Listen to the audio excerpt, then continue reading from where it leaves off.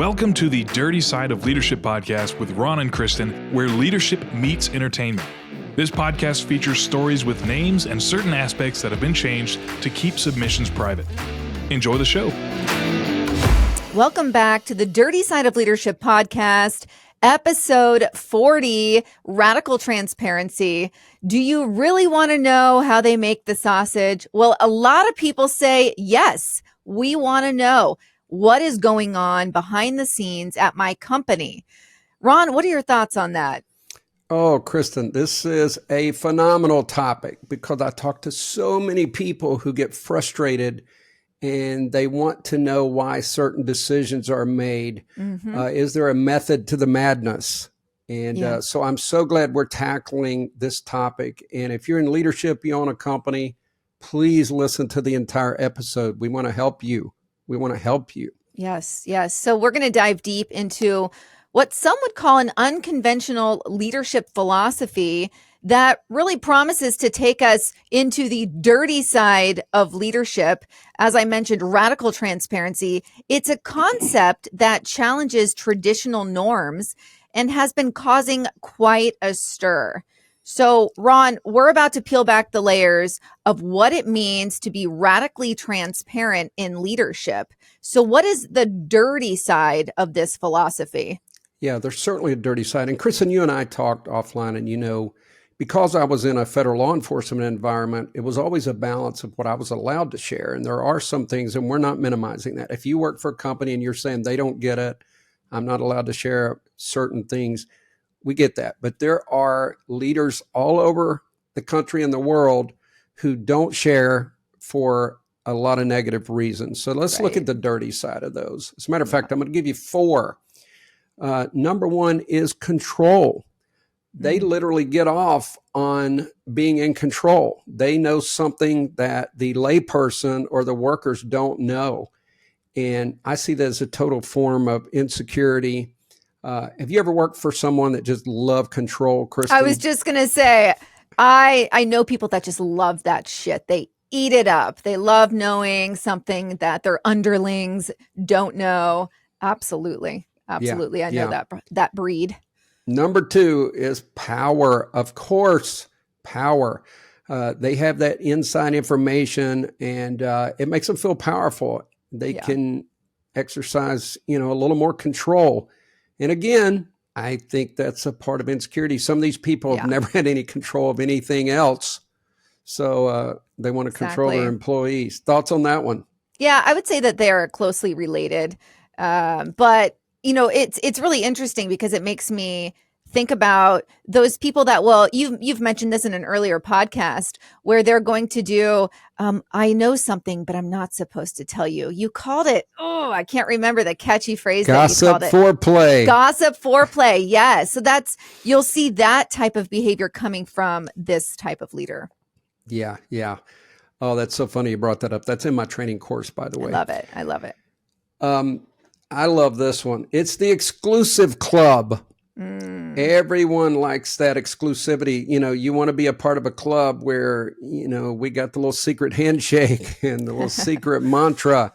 And it's seriously, there are managers. I have been in management meetings. And by the way, I'm not perfect. I felt pretty good in some of those. I'm going to be honest with you. We're privy to this information. No one else is. And it feels good. Everybody wants to get into that exclusive place. It's like Club 51 or whatever it was in Hollywood. But it does also, it aligns with the others. It feels good to think that that you have something that other people don't have. And the last one is fear. People don't want to share too much information because they want to invoke fear. And I've got a little story on that one. But if a company is performing poorly, they don't want you to know that because it might make you challenge other parts of their policies and procedures, right? And then I had someone tell me they thought their company was going broke, and it turns out by the end of the year, they found out they'd had the best year ever. This was several years ago. And it turns out another middle manager said, the boss didn't want you guys to know because they was afraid you'd ask for a raise. Now, Kristin, lovely. Yeah, you and I have talked about this, but transparency and trust Yeah, are parallel. they sure are. And those people who found out their company was prospering, certainly that would erode trust, no matter how you look at it. But I had a situation. This is also the dirty side, but it does kind of coincide with these 4 principles. And that is, we went through a situation one time where we thought we were possibly going to have to lay off a certain group of employees. We had different groups. And so I immediately, my first response, now I'm on a top secret meeting, right? That exclusive meeting. And so the first thing I said is, how are we going to tell staff? And immediately the response was, we're not. Wow. I said, wait a minute. What if someone is about to purchase a home? What if someone's about to purchase a car? Yeah. Someone's about to go to college. I realize that, but we don't know. We're not going to create hysteria when we don't have to. Now, by the way, there is a point to that. There's no doubt about it. Sure. So sometimes you have to balance. Does transparency outweigh, confidentiality? Because it could have created some hysteria. Right. So as another week passed and it got a little more serious, I said, look, I think we need to bring this up again. I think we need to talk to staff. We're going to have to put a lot of caveats on there, but we need to talk. So finally, we went back and forth, and I don't even remember how many meetings we had. And finally, the administration said, okay, talk with them. And I'm going to be honest with you, Kristin, we always are honest on here. There was, in my mind, I kind of saw it turning out a little bit better. But to this day, I'm glad I did it. But I walked in and I delivered the information, and I said, this is likely not going to happen. And we would work tirelessly to reassign you, but reassign means you're going to move to some other part of the country. Right. That's huge. I mean, worst case scenario, it could be life-changing. Yeah, it could be somewhere like Portland. But anyway. Hey, now. So I told them that. Now, leaders, hear me out on this. No one, they were a little bit panic stricken, and I did do everything to minimize that. But no one came up and said, Ron, thanks for sharing. As a matter of fact, a lot of them probably don't know to this day that I had to fight to share. Right. So don't be looking for the pats on the back all the time. Yeah. But I did what I felt was right. And I literally did say, I don't think this will happen. I'm, very hopeful we could reassign you if it did. But I said, I wanted to deliver this to you. So, if you might reconsider large purchases. Well, none of that went over that well either. Right. So, there definitely was no pats on the back. That's all I'm saying. But here we are years later. I'm absolutely glad I did it. Now, it turns out it didn't happen, and that's good too. I didn't want it to happen, but imagine if it did, and someone didn't make a major purchase, they would at least appreciate that. It reminds me of the Office episode where they were going to be downsizing, and either one office or the other was going to survive. I don't know if you remember that episode at all. I totally remember it. But yeah, Jan basically told Michael, don't tell anybody, but this is the conversation. And then it gets leaked and he tells everybody. But it was like, it wasn't done the right way, right? It was hair on fire, just a complete madness. Everyone's freaking out. So one, I do agree that anytime you have a situation like that, especially if you've just enrolled your kids in school and, there's just so much, I do think it's the right thing to say, this is on the horizon. I don't know where it's going to land, but I think it's important that but there's a proper way to do it. Like you did it. That was the way to do it. Not like how Michael did, where he went out there and he was emotionally irrational. But it's important. It's really like peeling back the curtains so people can understand what's happening. I feel, and I'm not sure what your thoughts are on this, but I feel like when somebody understands what's going on behind the scenes, at least a portion of it, that they're going to have further buy-in into decisions that are made versus just being told to do A, B, or C and not really understanding what went into that decision. What are your thoughts on that? I think that's true. But I think one remedy, and we'll talk about some other things, is you literally say, in other words, you provide as much as you can.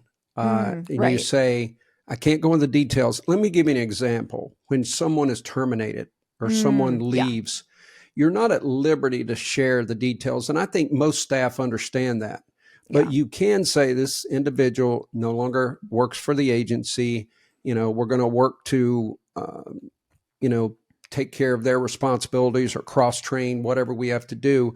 I've had to do that before. And I think for the most part, people respected that. They understand that I'm not going to go into the details of why they Right. were terminated. Nor should you. So, nor should you. But Yeah. I think giving some information is probably better than no information.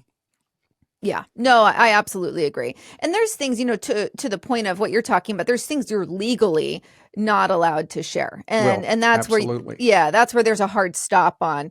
You can't go into making the sausage, making the laws, right? You can't go into all of that on a number of occasions. But Yeah. with everything else, you do want to consider being transparent. But Ron, this goes so far beyond leadership. It goes into, the concept of radical transparency. It's at the corporate level, the executive level, and then Yes. trickling down. So this is a complete rethinking of how things have been.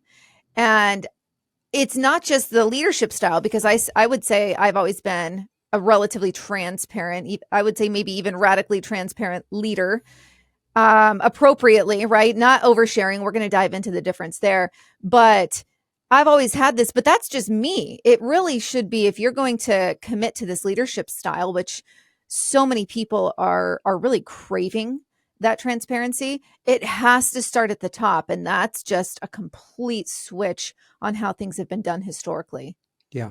So let's talk a little bit about what radical transparency is. Let's put this in the very basics. Right. It's about making decisions transparent, understandable to everyone involved.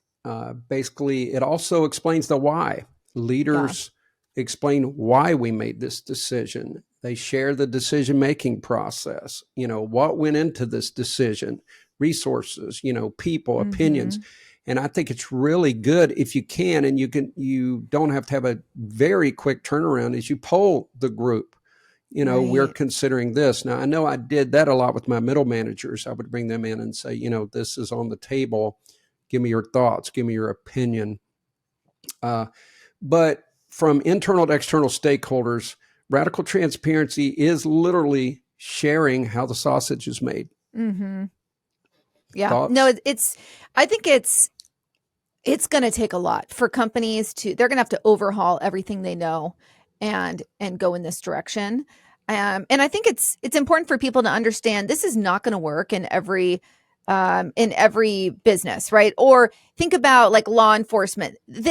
You have to really approach it differently depending on what industry you're in. So I think that's important for people to understand. You come from a government background. There's just things that are classified that you just cannot share, because radical transparency, it's not just sharing information with your employees. It goes as far as sharing it with your stakeholders, with your customers, your clients. If it's, maybe you don't have customers or clients per se, but it's sharing the information out on social. Anyone that has a need to know or a want to know, that's what this concept of radical transparency is. It doesn't just stop in the office. It goes out into the public. And so it has to be a really careful approach. And I see this taking a decade to completely flip a company to where they're all operating this way. It's a huge overhaul, but I do think it can be worth it. Yeah, I see it as a century, but you may be right on that. Yeah. So, Kristin, without being political, I want everyone to take off your political hats and think this through from a leadership perspective. So I was watching a special, and it was a podcast, Theo Vaughn, and Dana White, who is the president of the Ultimate Fighting Championships, UFC. Now, UFC, you remember all the fallout with Bud Light, Anheuser-Busch Company. Lost, I think it's billions, at least, very high in the millions. So Dana decides to bring Bud Light on as a sponsor of the UFC. There will be Bud Light banners. When you look at the octagon, you're going to see all these sponsors. So, of course, there were people who strongly opposed and could not believe someone as cool as Dana White, the UFC would go in business with Bud Light. What I liked about it was Dana White was very specific. He didn't hide from it. He went into detail as to why they made the decision. He went into all of the veterans type funds that Anheuser-Busch supported veterans. They supported all these other, and he listed them of the money they give. And then he said they employ 170,000 Americans or whatever. Right. So he said that has to outweigh one commercial for me. And I know it's easy to get angry, but I had to admire the fact that when he discussed it, he didn't just say, well, they made one mistake, they're going to ride out the storm. He listed all the positive things that they do, and he said that that's the reason they made the decision to go with them. So the point here is I like the transparency of his answer. Right, right. Any thoughts on that from a leadership perspective? Yeah, no, I agree. And I do think that it's something that we can admire, like it or not. A message was sent to Anheuser-Busch, right? And so after that message was sent, they took care of what they needed to take care of on their end. But I do think it's important from a business standpoint to do what he did and say, okay, now let's look at it from a business standpoint. I know you're talking more about maybe more of a philanthropy, aspect of it. Yes. But even just a business deal, he made a business deal with them, and it makes sense on both ends. And I do like that he communicated, like it or not, he communicated his why behind it. And I haven't seen a huge fallout. As you know, I'm on social all the time, very politically engaged. I have not seen a huge fallout when it comes to his decision after the first week or so, right? Exactly. And so I think that's a great point to make. There's a lot of times that you really do in leadership. Here's another example, and I'm going to be very brief. You promote someone, and some other people, at least a couple, were upset they didn't get it. This is what I tell new managers, because I had a manager who was really torn up because some people were upset that they didn't get the position. I said, listen to me, ride out the storm. Don't apologize. Don't say anything. Treat them like you always did. And I promise you, they're gonna come back on board, and they're gonna accept this new manager, because what was happening is they were not accepting the new manager because they applied for it. So I said, one of two things is going to happen. They're going to either accept this person, or they're going to cause themselves a problem in the long term. And sure enough, this individual said, you're right. It's rare that somebody tells you you're right, but this person said things have kind of gotten back to normal. And sometimes you got to ride out the storm. And I'm sure Dana White knew there would be that immediate pushback. Right. But like you said, I don't hear a word about it now. Not at all. No. So, go ahead. No, I was just going to say, I know we're going to transition into steps to take to go towards this radical transparency, steps to take as a leader, as a business owner, and just even things to be mindful, even if you're not in either of those positions. But I want to clarify. I know we did a previous episode where we talked about, the difference of oversharing and radical transparency. I think those are two very different things. And I know you're well versed on the topic. What is different between oversharing and radical transparency?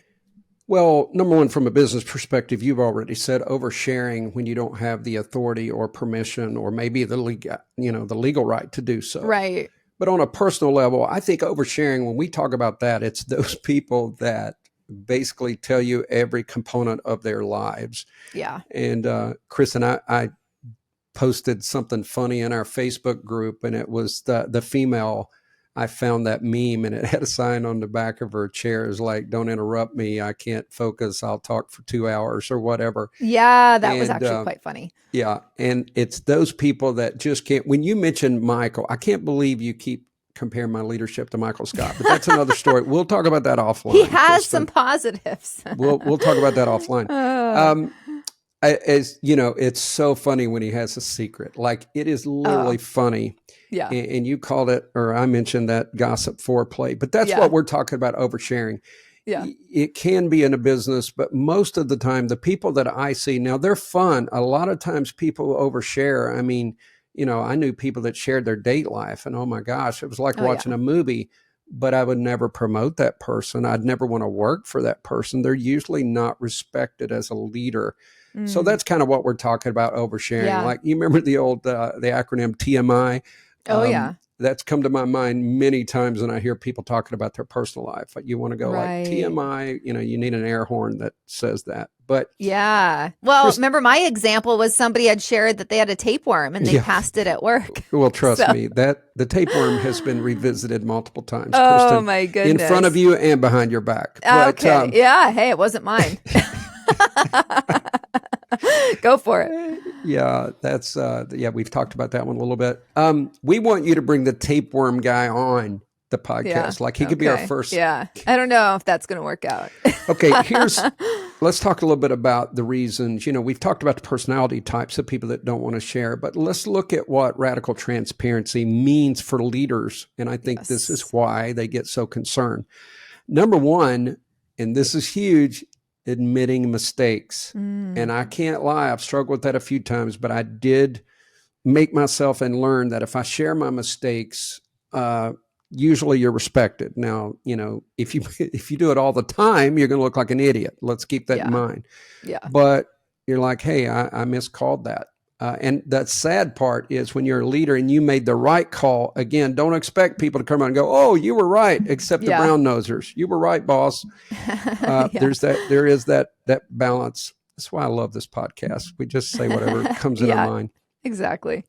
And of course, when you're admitting mistakes, you also acknowledge uncertainties. Like, people sometimes don't like to say, I just don't know. I don't have an answer. Leaders will always love to have an answer, even if it's wrong. Right. Some people think you're showing too much vulnerability. Like, this makes me vulnerable if I make a mistake or if I say, you know, I don't know the answer. And, but again, if you want to foster trust in the organization, authenticity, you need this radical, and I do mean pretty radical transparency. So yeah, I have to piggyback on that because that's something I've talked about this in previous episodes with my employees who would make up an answer. So they'd BS an answer when a client would ask them about a product or something that they were questioning. And instead of just saying, I don't know, but I will get that information for you by the end of the business day, they would flub an answer. And the client and we can see right through your BS, right? And that breaks down trust. You think they want to put their money with you if you're lying to their face? Exactly. So same thing with a leader. It is okay. You're not going to know everything, but you need to acknowledge that, but then you need to find the answer and get that to them within a reasonable amount of time. Don't forget to follow up, because then you're going to break down trust again. Yeah. That's why you staff your weaknesses. You got to have people who know things you don't. Exactly. Kristin, we'll zip through some of these other issues, but I have to tell you this happened last night, and it's just funny. I hope if you're driving your car or you're listening, you'll enjoy this. But I had a friend call me, and this is a dating saga. You know, this is that dating world that we've touched on a little bit. Let me pop the popcorn. Yeah. Excited. But this person, usually I have decent answers, not that I'm an expert on dating. You know, we definitely aren't going to bring any ex-girlfriends on this podcast, but I usually come up, no, it's the psychology behind, you know, you said you're a peeping Tom of the mind, and I'm a voyeur of the mind, which same thing. Yeah. I try to think, what is this person thinking? So this individual called me and said, you know, this is what happened. Number one, you know, for me, I want to go, can you please just move on? Like, you know, just move on from this person. It's not going to work. All the signs are there. This is not going to work. Move on. But anyway, there was something happened. I cannot, this is one of those, I can't be radically transparent. I don't have permission to do so. But just when, one person thinks it's over, the other person will do something like throw a little bait, like to keep you on the hook. Yeah. But this person did something, and Kristin, it was so funny. I literally, my answer was, I have no idea. As a matter of fact, I said, I want you to mark this down. Ron Ward said, quote unquote, I got nothing. Like, I just didn't understand it. I couldn't analyze it from a psychological perspective. I couldn't, unless it was just sheer meanness, and this person has no signs of that. Yeah. So anyway, it was just so funny last night. I said, man, I jokingly told my buddy, look, I'll throw out an answer even if it's wrong, but I got nothing on this one. Have him call me. So, I might have something. Well, I'll tell you what happened off when we log off, and you can tell me. I can analyze it. You can analyze it and see. Oh my gosh. Well, I have to tell you, we talk about being a peeping Tom of the mind, and that's something. I had a family member who was dating somebody, and this is where, the transparency, that one of the skills is understanding, like you just said, understanding where the other person is coming from. That's really important when you think about what to share and what not to share. But I had a family member who was dating somebody, and this person's a little bit older, maybe in their 60s, I'd say. And they went on a trip with their friends, and they were gone a week. And the person they were dating did not text them once. And she was like, he hasn't texted me a single time. I'm really pissed. I feel like he's not interested. And I said, no, I know the personality. He's leaving you alone. So you have this dedicated time with your family. And that's exactly what it was. Right. And so it's so interesting. If you don't take into account the person on the other end, your mind is going to just run in all these different directions. But if you're able to factor that in, and you can kind of think like them, right or wrong, right? Like, I think that's annoying that they didn't text or call for an entire week, but right or wrong, they meant well, right? So it's all about putting yourself in the receiving end's shoes. Kristin, we're going to have to do leadership and dating sometime, but yes, here's the point with that also, as I tell everyone, you can't judge, now unless it's an extreme incident, we can't judge incidents, you got to judge patterns. I say this too, yes.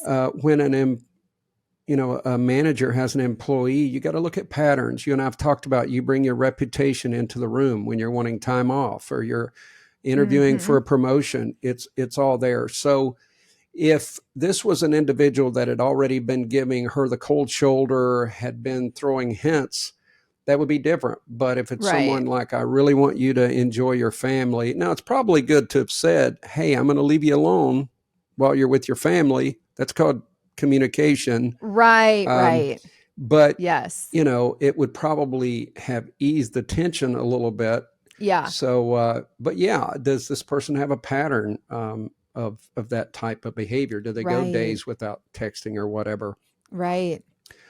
Oh, Kristin, we've talked a lot. We better get into a few situations and maybe look at some companies that have done a little bit of radical transparency. And, it does seem when you look, there's companies like Buffer and Bridgewater Associates have been in the spotlight for practicing radical transparency to varying degrees.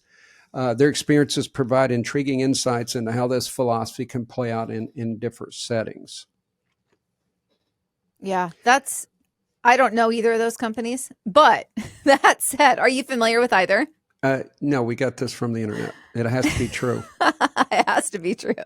So I'm not uber familiar with either. That doesn't mean they're not doing wonderful things, right? Really paving the way for this transparent leadership. So I want to do a deeper dive study on those. But wouldn't it just be wild if we saw like an Amazon or a Target? I don't know if I want to be behind the scenes at Target until what decision making goes into their decisions. But a huge company like that, wouldn't it just be earth shattering if one of them decided to go into this radical transparency MO? Yeah. And I saw a special where Amazon was mistreating, they were not taking care of their actual workers in the warehouses. And that's another good thing about transparency is you show that you are taking care of your employees. And when Right. there's a bunch of secrecy, there's usually reasons for that. Not just what I mentioned, but sometimes there's illegal or poor conditions, working Yeah, conditions, all that. So transparency can it's take huge. care of a lot. I tell everyone, if they're considering working for a company, you need to call former employees or current employees and find out how the sausage is made, because Yeah, any company is going to have a great website. right. And Kristin, we will go into detail later, but we're expanding forward operations. And this is something, I shared with you before we got on, is I want, if I'm going to expand to the level of the potential that we have, I want to be radically transparent. I want Right. to have a network of people that share. And I'm already, it's a little bit painful. There's to do this, but I know Yeah. that that's how I want to run, forward operations. So Yeah. I'm looking at it real time right now, how to do that.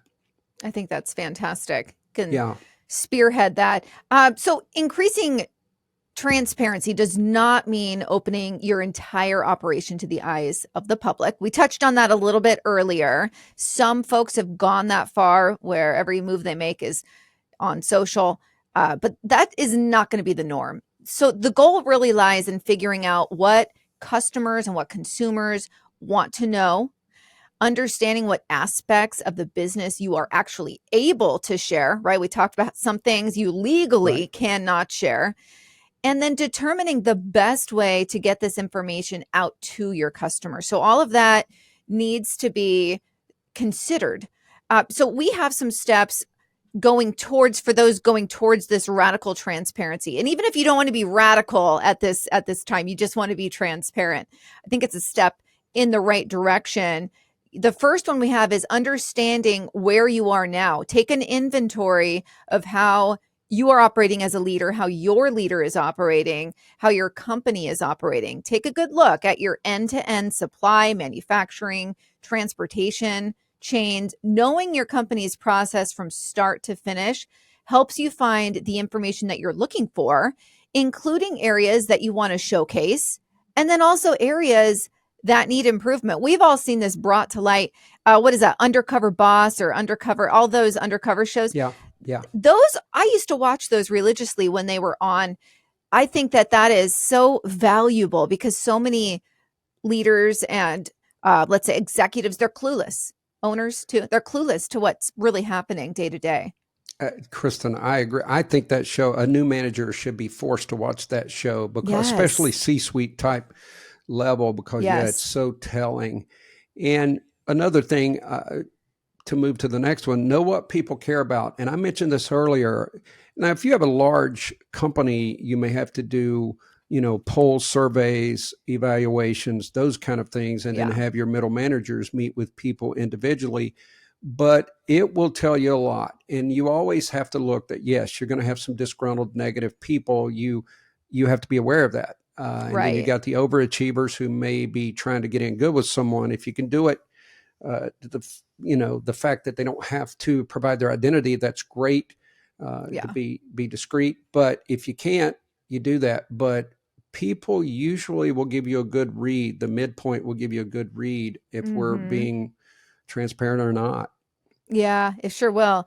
The other thing is you want to be on the lookout or look for low hanging fruit. And it may be difficult to be transparent about, let's say, a global supply chain, but you perhaps could increase internal visibility about the local shop that prints your labels, or the environmentally friendly measures in your factories, or the quality control testing that your products undergo. So start with aspects that are easiest to show and build from there. Yeah, that's good. Next, we have disseminate information the right way. Of course, Mm. there's a wrong way, because I've seen where Yeah. you only tell the people you like, your clique, Yeah. and then they tell others. That's not the way to disseminate information. I learned this the hard way as well. And we would, on East Coast and West Coast, we made some announcements about an open seat at the academy. And it turns out we posted that at like 3 o'clock. So the seats were filled by East Coast district courts, and West Coast, we didn't even think about this. This was years ago. They didn't get the email until the next morning. Oh, yeah. So we picked a time that we would start. If it's an important national email, we would send that at a time that we knew that the East Coast and West Coast would be available and would get that information. Yeah. Smart. That's a strategy thing, but different audiences consume information differently. So you'll want to know how to best disseminate your message to consumers, customers, stakeholders, from ad campaigns to social media posts to on-pack engagement options and more. There are a lot of ways to get information to your consumers. Choose the one that make the most impact, then test and make sure the channels you've chosen are working the way you plan. I always say, and we've talked about this, Kristin, you got to challenge your processes. You can do something that sounds good, but you got to look at outcomes. If it's not having an outcome and impact, it's probably not working. Simple as that. Absolutely. If you've surveyed your staff and they know less next year than they did this year, something's wrong. Right. Yeah. I mean, that's for real. Another Office episode comes up. I can't help it, but it's when they did the fire drill. Oh, goodness gracious. That went awry. I love that episode. Yeah. I love that one went wrong. So bad, but it was so great. But, last thing I have here, look for opportunities to improve. You may not have a lean supply chain now, but could you create one? Basically, touting that your company has always been environmentally friendly is great, but so is saying that you're in the midst of making positive changes right now. So look for areas where you can improve and then announce it to the world or online, however you want to do it. Start with your employees, probably. Yeah. And it's never too late to start doing the right thing. That's exactly right. Kristin, in conclusion, in summation, I did have a situation happen, and I want to leave people this thought. Transparency, radical transparency, may start with you. Even though we have millions and millions of listeners to this podcast, your boss may not listen to this. So sometimes it takes one person to step up in a respectful way and let the bosses know people are really wondering why this decision was made. So one time this fell to me, it didn't fall to me, I chose to do it, but we had two supervisors. All they would do, we had a staff meeting every week, and some people wanted to be out in the field immediately, like leave their house, start seeing clients. They had to drive into the main office for this weekly staff meeting. The staff meeting was a regurgitation of the emails that had been sent the week before. And I mean, it was literally like watching paint drying or fingernails on a chalkboard. It was horrible.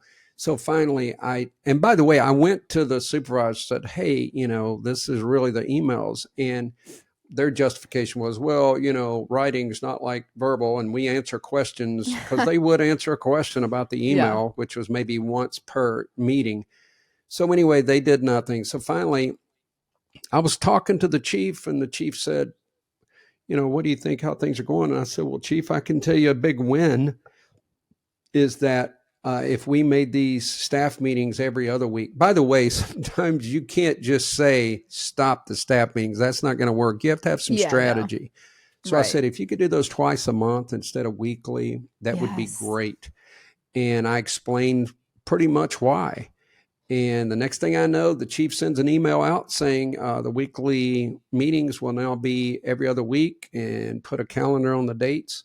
Now, I didn't get any credit for it, but I knew I was the one that created that change. So transparency might begin with you, the way you conduct business. If you're a middle manager, maybe you be as transparent as you can. Maybe the other managers will learn from you. Maybe you speak up during management meetings. If you're in executive management, start looking at these things to find out what's some ways that we can be more transparent and hence build trust. And I think we all want to be trusted by the people around us, other managers and individuals. Exactly. We just shared on our last episode, we talked about this meme that's really popular right now. And it's basically you're sitting there through the entire conference call. This is more aimed for people that work remote, but you're sitting there and it just says at the very end, you're like, all right, thank you, everybody. Right when they're wrapping up the conference call. Like basically that's the only thing that you said for the entire call. And though I find that hysterical and probably pretty darn accurate, it really shows if you have not been called on, or if you have not added something or been asked for your opinion, and you're on an entire hour-long conference call, something's not right. Either it's a waste of your time or you're not speaking up and sharing that's insights. Exactly right. Kristin, there's a section in my book. This is a plug that I wish everyone would read, and it's on vision, mission, values.